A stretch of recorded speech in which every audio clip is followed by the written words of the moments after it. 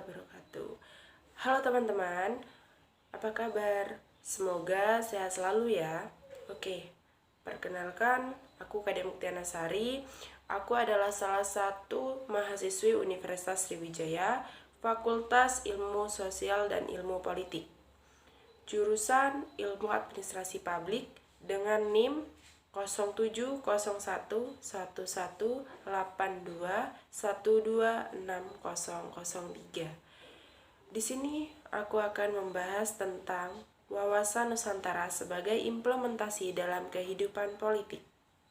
Sebelum kita membahas tentang wawasan Nusantara sebagai implementasi dalam kehidupan politik, tentu kita harus tahu apa itu wawasan Nusantara dan apa itu politik. Apa itu wawasan Nusantara? Wawasan Nusantara adalah cara pandang bangsa Indonesia terhadap rakyat, bangsa, dan wilayah Negara Kesatuan Republik Indonesia yang meliputi darat, laut, dan udara, di atasnya sebagai satu kesatuan politik, ekonomi, sosial, budaya, dan pertahanan keamanan.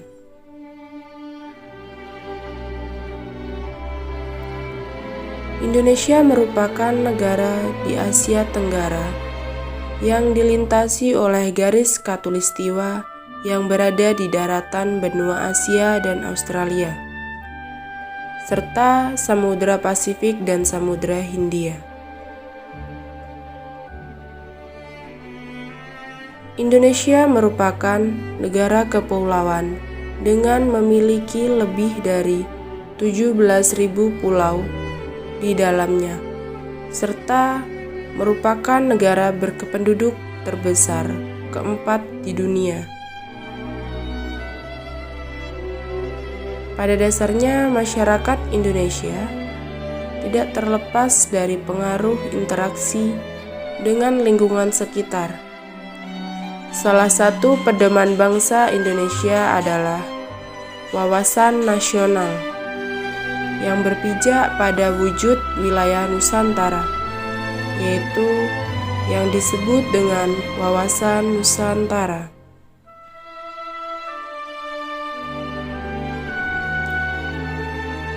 Apa itu politik? Politik adalah hal yang berkaitan dengan penyelenggaraan pemerintahan dan negara. Jadi, kehidupan politik merupakan salah satu segi kehidupan yang berkaitan dengan sistem pemerintahan. Baiklah teman-teman, sebelum kita membahas lebih lanjut, mari kita simak cuplikan berikut ini. Sehari pasca pencoblosan beredar sejumlah video tentang dugaan kecurangan saat pemungutan suara pemilu di Kabupaten Tapanuli Tengah, Sumatera Utara.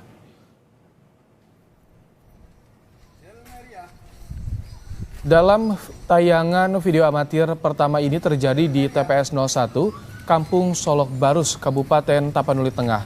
Petugas KPPS terburu-buru melakukan penghitungan surat suara dan menyebut nama Delmeria beberapa kali. Kemudian terdengar suara perempuan yang mengabadikan momen ini menggunakan bahasa daerah mengatakan jelas sekali bukan Delmeria.